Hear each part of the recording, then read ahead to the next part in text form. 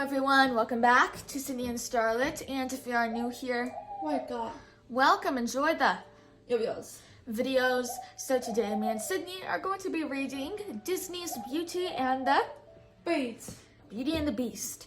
So let's begin.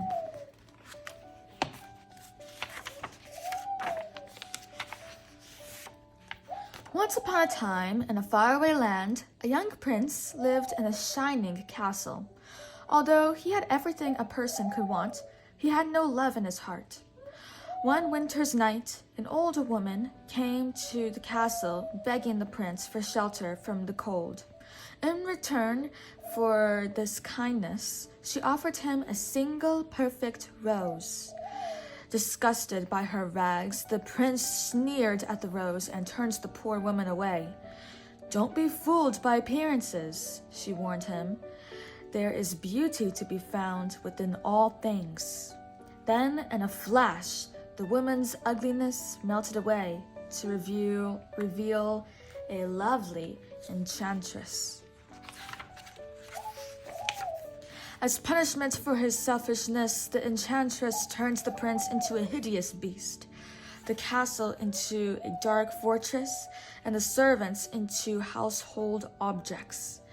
Before she left, she gave the prince two gifts, a magic mirror that allowed him to see the outside world, and the rose, which would only live until his 21st birthday.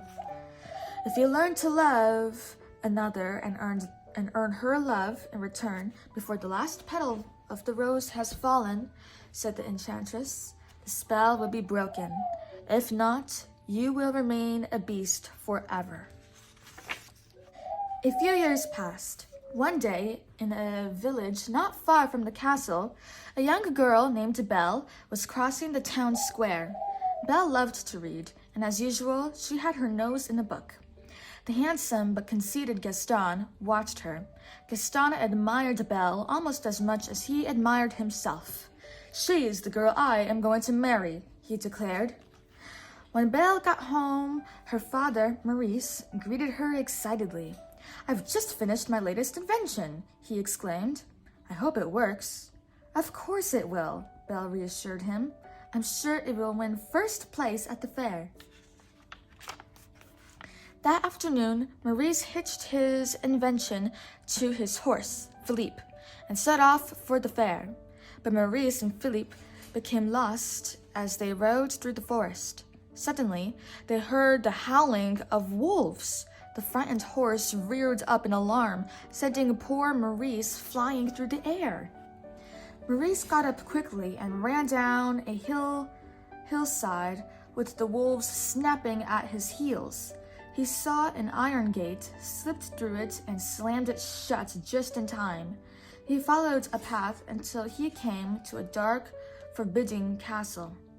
When no one answered his knock, Maurice opened the creaking door and let himself in. No sooner was he inside than a strange thing happened. A candlestick bowed and began talking to him. "Welcome, my good man," said the candlestick. Then a clock stepped out of the shadows and scolded the candlestick. "Lumiere, you know our master said not to let anyone in." "Oh, but now that he's here, Cogsworth," said Marie. But now that he's here, Cogsworth," said Mrs. Potts, a talking teapot, "we must be kind to the old gentleman." Her teacup son, Chip, agreed. So they gave Maurice some tea, a bite to eat, and a chair to rest in. Suddenly, a dreadful beast burst into the room. "A stranger!" he roared. "What are you doing here?" "I just needed a place to stay," said Maurice timidly. "I'll give you a place to stay," shouted the beast. Then he scooped Maurice up in his hairy paws and carried him off to the dungeon. Back at the village, Belle was waiting for her father to return when Gaston came to ask for her hand in marriage. Belle tried to say no politely. "I really don't deserve you," she started to say, but Gaston would not listen. He had backed her up against the door when Belle reached for the doorknob. She opened the door and sent him sprawling down the steps into a giant puddle. Later, Belle heard Philippe whining outside her window. "Where is father?" she said to the horse. "Did something happen to him?" Belle threw on a cloak and leaped onto Philippe's back. "Take me to Papa," she commanded. Philippe sped through the forest until he came to the dark, uninviting castle. Belle saw her father's hat lying just inside the gate. She tied Philippe to a post and followed the path up to the castle. "Papa, are you here?" cried Belle. She slowly pushed open the door of the castle and stepped inside. Lumiere, Cogsworth, Mrs. Potts, and Chip quietly followed Belle through the halls. "Isn't she lovely?" whispered Mrs. Potts. "Perhaps she's the one who will break the spell." Finally, Belle found her poor father locked away in a lonely cell. She was reaching out to touch his hand when the beast suddenly appeared. Trembling with fright, Belle asked the beast to let her father go. "He is an old man," she begged. "Take me instead." "Very well," said the beast, "but you must promise to stay here forever." "You have my word," replied Belle. Then, before Belle could say a proper goodbye, the beast dragged Maurice away and sent him home in an enchanted coach. Soon the beast returned for Belle. "You may go anywhere you like," he said, as he showed her to her room, "but you must never go near the west wing." Then the beast shut the door. Belle was alone with Wardrobe, who was delighted to have a lovely young girl to dress. Meanwhile, Maurice raced to the village tavern to get help. "A hideous beast has Belle locked up in his castle," Maurice cried. But Gaston and the villagers only laughed at him, so he left by himself to find Belle. Later that night, Belle sneaked out of her room to eat and explore the castle. Cogsworth and Lumiere started to give Belle a tour, but she slipped away to see the forbidden west wing. "I wonder what he's hiding there," she said. When she came to the beast's room, she found the enchanted rose under a bell jar. She was about to touch its soft petals when the beast came charging towards her. "Don't touch that," he bellowed. "I told you not to come here. Get out!" Belle ran from the room, down the stairs, and out into the freezing night. She leaped onto Philippe and began to race him through the woods. She would not stay at the castle with the horrible beast, no matter what she had promised. Suddenly, a pack of prowling wolves crept out from the darkness, their yellow eyes flashing in the night. Philippe reared up in fear, and Belle tumbled to the ground. But before the fierce creatures could pounce on her, the beast came to Belle's rescue. The wolves attacked the beast with their sharp teeth and claws, but he fought them off. Belle mounted Philippe and was about to make her escape when she saw the injured beast staggered and fall. "I can't just leave him here," she said softly. "Help me get him back, Philippe." Together, Belle and the horse brought the beast back to the castle. Tenderly, Belle cleaned and bandaged the beast's wounds. "By the way," she said, "thank you for saving my life." Belle smiled at the beast for the first time. Shyly, he smiled back. In the days that followed, the beast took Belle for walks in the garden, and he showed her his library. In return, Belle began to teach him how to behave like a gentleman. Slowly, Belle and the beast were becoming friends. One night after dinner, the beast bashfully led Belle to the ballroom. It wasn't long before they were waltzing gracefully across the dance floor. "Are you happy here?" the beast asked. "Yes," said Belle. "If only I could see Papa." "There is a way," said the beast, handing her the magic mirror. Belle gasped at the sight of her father, sick and lost in the forest. "You must go to him.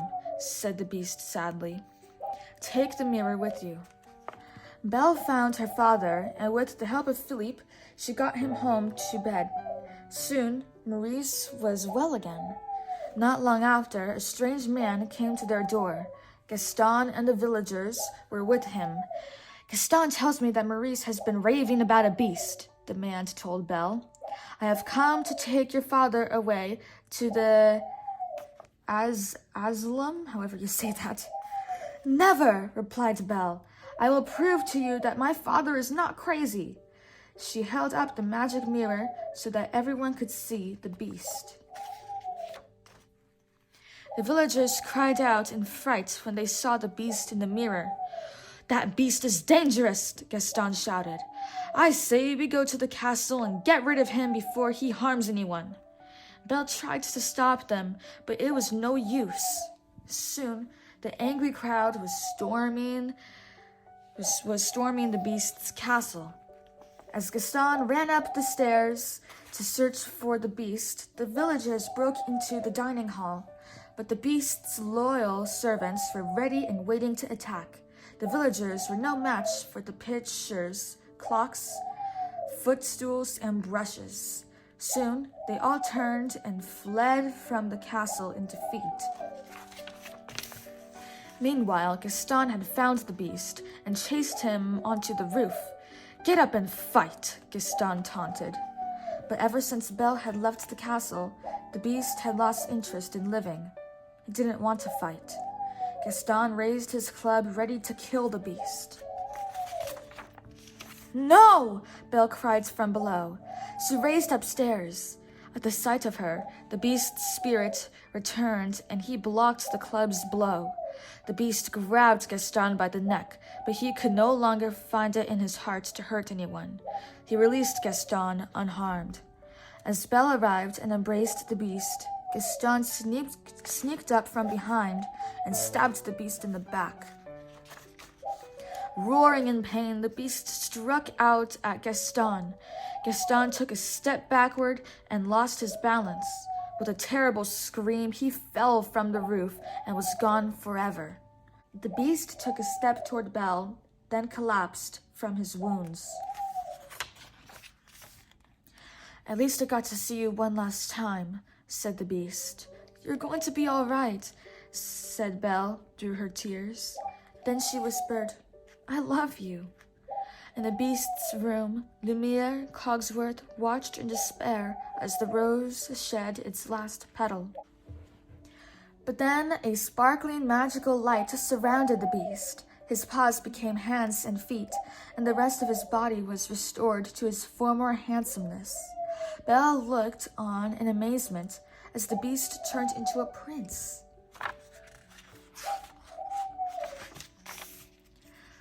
One by one, the objects in the household became human again. The spell was broken.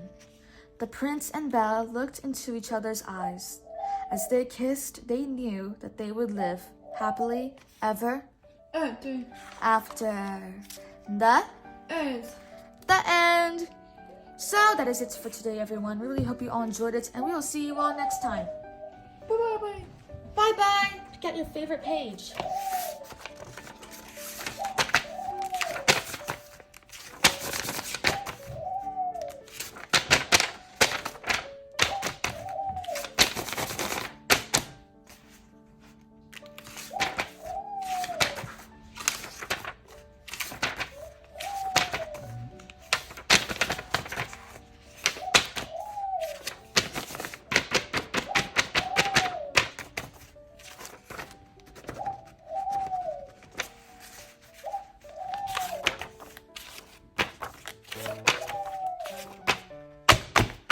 It's a good page.